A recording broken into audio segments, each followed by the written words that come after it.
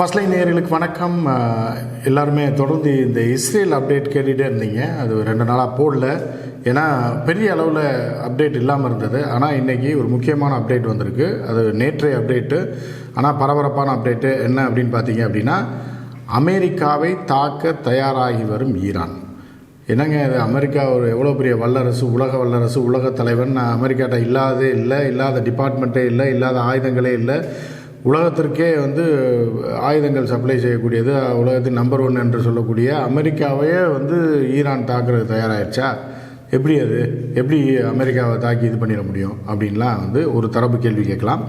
இன்னொரு தரப்பு ஈரான் சின்ன நாடு, அது ஆயுத பலம் இருக்கலாம், அணு ஆயுதங்கள் இருப்பதாகவும் சொல்லப்படுகிறது இருக்கலாம். ஆனால் அமெரிக்காவை அவ்வளோ சீக்கிரம் தாக்கிட முடியுமா அப்படின்ற ஒரு கேள்வி ஒரு தரப்பு இருக்கும். ஆனால் அமெரிக்காவை எளிதாக தாக்கி அலறி ஓட விட முடியும் அப்படின்றதுக்கு அதுக்கு ஒரு தரப்பு இருக்குது, நாங்கள் பண்ண முடியும் அப்படின்ற மாதிரி. இப்போ பார்த்திங்கன்னா ஹவுதிகள் வேறு ஒரு ரூட் எடுத்திருக்காங்க. அதை பற்றி நான் டீட்டெயிலாக ஒரு சீரீஸே போட போகிறேன். அடுத்து எந்த அளவுக்கு அமெரிக்காவை மிரட்டப் போகிறார்கள், எந்த அளவுக்கு அமெரிக்காவோட இப்போ இஸ்ரேலோட பொருளாதாரத்தில் கை வச்சு அங்கே கப்பல் விடாமல் இஸ்ரேலோட பொருளாதாரம் பெரிய அளவில் நசிஞ்சு போச்சு. இஸ்ரேல் டோட்டல் ஆஃப் ஆயிடுச்சு. இருந்தாலும் போரை நடத்துவோம் தொடர்ந்து நெத்தன்யாகு சொல்லிட்டு இருக்காரு. அப்படி அது ஒரு பக்கம் வச்சுக்கேன். இப்போ அமெரிக்க பொருளாதாரத்தை சீர்குலைக்கக்கூடிய வகையில், அமெரிக்காவையே ஆட்டி படைக்கக்கூடிய வகையில், அமெரிக்காவுடைய முதுகெலும்பியை உடைக்கக்கூடிய வகையிலான ஒரு அறிவிப்பை ஹவுதி வெளியிட்டிருக்கு. அதை தான் நான் சீரியஸாக வெளியிட போகிறேன். ஒரு 2-3 பாகங்களாக வரும். அது நம்ம அடுத்து போகலாம். இப்போ இந்த விஷயத்தை பார்த்தீங்க அப்படின்னா, இதுக்கான வீடியோவை நான் வெளியிட போகிறேன். என்ன வீடியோ அப்படின்னு பார்த்தீங்கன்னா, அமெரிக்காவுக்கு எதிராக ஈரான் தயாரித்து வைத்திருக்கக்கூடிய ஆயுதங்களை அவர்கள் இதெல்லாம் நாங்கள் வெளியிட போகிறோம் அப்படின்னு சொல்லி இதையெல்லாம் வைத்து அமெரிக்க நிலைகளை, அமெரிக்காவில் போய் தாக்குறதில்ல, ஈராக்கில் இருக்கக்கூடிய அமெரிக்க நிலைகள், அப்புறம் அண்டை நாடுகளில் ஜோர்டானில் அமெரிக்காவோட கேம்ப் இருக்குது, இந்த மாதிரி சிரியாவில் ஒரு பகுதியில் இருக்குது, அங்கே கோலன் ஹைட்ஸில் ஒரு பகுதியில் மறைமுகமாக அமெரிக்க அரசே எத்தனை பேர் எங்கெங்கே இருக்காங்கன்னு வெளியிடாமல் கிட்டத்தட்ட 55,000 பேர் அங்கே இருக்கிறதா அந்த பகுதி முழுவதும் இருப்பதாக, ஒரு இடத்துல 5,000, 4,000, 3,000 இதெல்லாம் நம்ம வெளியிட்டிருந்தோம். ஸோ அந்த நிலைகள் மீது நாங்கள் தாக்குதல் நடத்துவோம். மீண்டும் பதிலுக்கு பெரிய அளவில் நீங்கள் தாக்குதல் நடத்தினால் வேறு விதமான தாக்குதலை நாங்கள் தொடுப்போம்னு சொல்லி ஒரு வீடியோ வெளியிட்டிருக்காங்க. அந்த வீடியோ நீங்கள் பார்க்க போகிறீங்க. அதற்கப்புறம் என்ன அப்படின்னு பார்த்தீங்கன்னா, ஹிஸ்புல் முஜாஹிதீனுடைய தாக்குதல் மிக அதிகரித்திருக்கிறது. இஸ்ரேலில் டோட்டலாக இஸ்ரேல் அடிச்சு நொறுக்கியிருக்காங்க. அதே மாதிரி வடக்கு காசாலேருந்து படைகள்லாம் வாபஸ் ஆயிடுச்சுன்னு இன்னும் ஒரு 10-20% படைகள் அங்கே இருக்குது. முதல்ல ஒரு 10,000 பேர் உள்ளே இருந்தாங்கன்னா இப்போ 8,000 பேர் போயிட்டாங்க, ஒரு 2,000 பேர் இருக்காங்க பாதுகாப்பான இடத்துல. ஆனால் அவர்கள் மீது மிக பயங்கரமான தாக்குதல்களை ஹமாஸும் நடத்தியிருக்கு, ஹிஸ்புல்லாவும் தொடர்ந்து நடத்தி கொண்டிருக்கிறது. அதற்கான வீடியோவும் நீங்கள் இதில் பார்க்க போகிறீங்க. முதல்ல ஈரான் விவகாரத்தை பார்த்துடலாம், அதுக்கப்புறம் இந்த சண்டை காட்சிகளை நான் போடுறேன், சரிங்களா? ஈரான் என்னென்னா, அதாவது இஸ்ரேலுக்கு அதாவது ஹமாஸுக்கு சப்போர்ட் யார், ஒரு நாடு, பெரிய நாடு அப்படின்னு பார்த்தீங்கன்னா அது ஈரான் தான். மிகப்பெரிய ஆயுத பலம் கொண்ட ஒரு நாடாக ஈரான் பார்க்கப்படுது.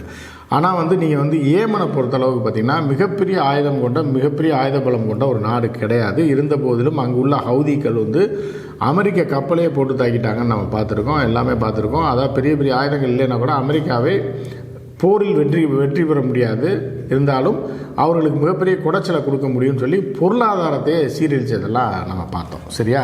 இப்போ இது என்ன அப்படின்னு பார்த்தீங்கன்னா, இஸ்ரேலோட அடுத்த கட்ட திட்டம் என்னென்னா, இஸ்லாமிய நாடுகளுக்குள் பிளவு இருக்கு இல்லையா, அவர்களை மோத விட்டுட்டு குளிர் காய்வதுன்னு ஒரு விஷயம்.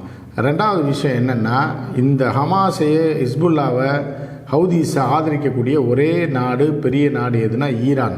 அப்போ ஈரான் மேலே கையை வச்சிட்டோம் அப்படின்னா, அமெரிக்காவை வச்சு நம்ம வைக்காமல் அமெரிக்காவை வச்சு ஈரான் மேலே கையை வச்சு ஈரானை டோட்டலாக காலி பண்ணி விட்டோம்னா, நம்ம அதுக்கப்புறம் ஏறி அடித்து பாலஸ்தீனையும் சரி எல்லாத்தையும் அடித்து காலி பண்ணிடலாம், லெபனான்லாம் அடித்து காலி பண்ணிடலான்ற ஒரு திட்டத்தோடு கடந்த வாரம் ஒரு ஆட்டை ஆடினாங்க. அது என்ன சொல்லப்படுது அப்படின்னா, ஈராக்கில் உள்ள அமெரிக்க நிலை மீது, அதையும் நம்ம போட்டிருக்க நீங்கள் பார்த்துருப்பீங்க, நடத்தப்பட்ட தாக்குதலில் 3 இராணுவ வீரர்கள் இறந்துட்டாங்க. அமெரிக்க வீரர்கள் கிட்டத்தட்ட 34 பேர் படுகாயம் அடைஞ்சிட்டாங்க அப்படின்னு நம்ம பார்த்தோம். அதுலேயும் ஒரு 2-3 பேர் அடுத்து இறந்துட்டாங்க. உடனடியாக பைடனே அதுக்கு ரியாக்ஷன் கொடுத்துருந்தாரு, நாங்கள் விடமாட்டோம், இது தக்க பதிலடி கொடுப்போம், இதில் ஈரான் கை இருக்குன்னு டப்புன்னு சொல்லிட்டார்.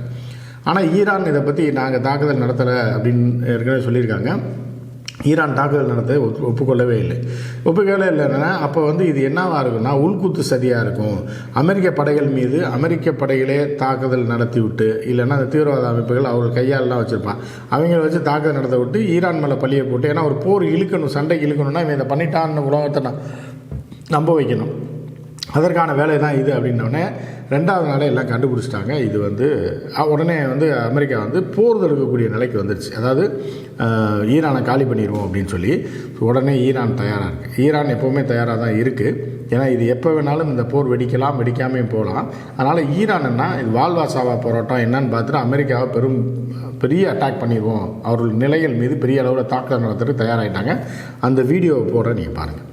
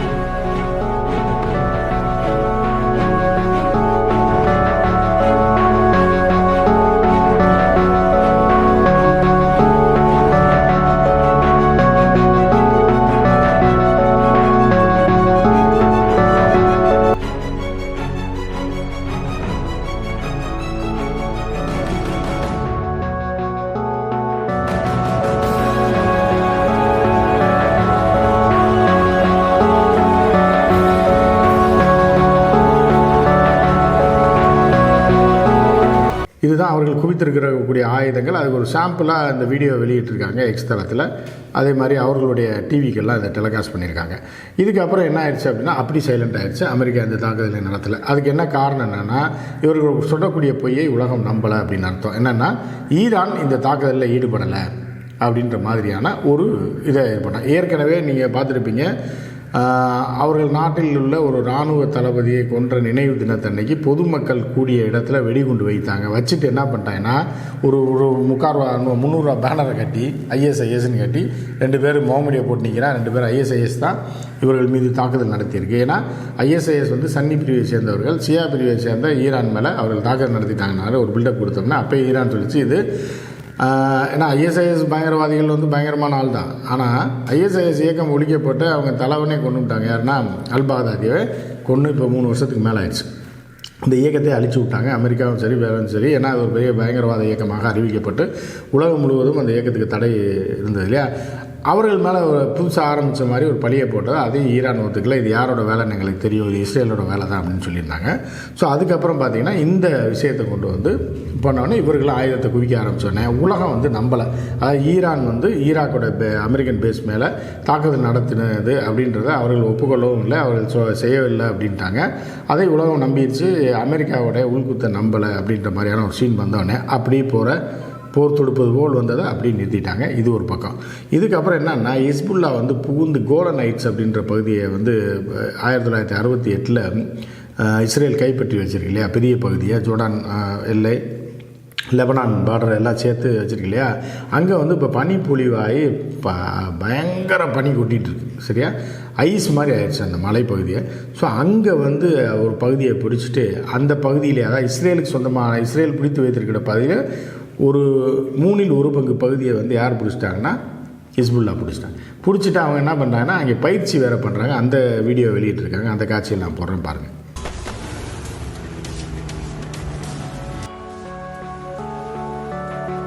இது இப்படி இருக்கும்போது என்னென்னா இப்போ ஹமாஸ் வந்து உள்ளே புகுந்து மீது இருக்கிற வீரர்கள் இருக்காங்கல்ல எங்கன்னா காசாவில். ஏன்னா காசாவில் விட்டுட்டு இவங்க என்ன பண்ணுறாங்கன்னா இப்போ வந்து கான் யூனிஸ் அப்படின்ற பகுதியிலையும் இந்த ராஃபா கேட் அப்படின்னு கேள்விப்பட்டிருப்பீங்க, நீங்கள் தொடர்ந்து நம்ம வீடியோ பார்க்குறோம் தெரியும். அந்த ராஃபா பகுதியிலையும் அங்கே போய் தாக்குதல் நடத்துகிறான் தெற்கு இஸ்ரேலில், தெற்கு பாலஸ்தீனில். உடனே அதற்கு பதிலடி கொடுக்கும் வகையில் மிகப்பெரிய தாக்குதல் நடத்தி ஒரு மருத்துவமனைக்கு குண்டு வைத்து அதை தகர்த்த ஒரு தளபதியை நேராக வந்து என்னென்னா ஸ்னைப்பர் ஷாட் அடித்து காலி பண்ணிட்டாங்க. இது மட்டும் இல்லாமல் தொடர் தாக்குதல்கள், ஏவுகணை தாக்குதல்களை நடத்தி ஹமாஸ் வந்து அவர்களே ஓட விரட்டி இருக்கிறது தான் நேற்று நடந்த அப்டேட்டு. நேற்றும் இன்றைக்கும் நடந்தது. நீங்கள் பார்த்துருப்பீங்கன்னு நினைக்கிறேன். ஆனால் இப்போ இந்த 2 நாட்களாக சண்டை மீண்டும் தீவிரமடைந்திருக்கிறது. ஆனால் இஸ்ரேல் வந்து பின்னடைவுக்கு தான் போயிடுச்சு அப்படின்னு பார்க்கலாம். இஸ்ரேல் தான் அடி வாங்கியிருக்கு. ஸோ அந்த மாதிரியான ஒரு சூழல் தான் அங்கே நிலவுது. ஸோ மற்றும் ஒரு வீடியோவில் மற்றும் ஒரு அப்டேட்டோடு உங்களை சந்திக்கிறேன். நன்றி, வணக்கம்.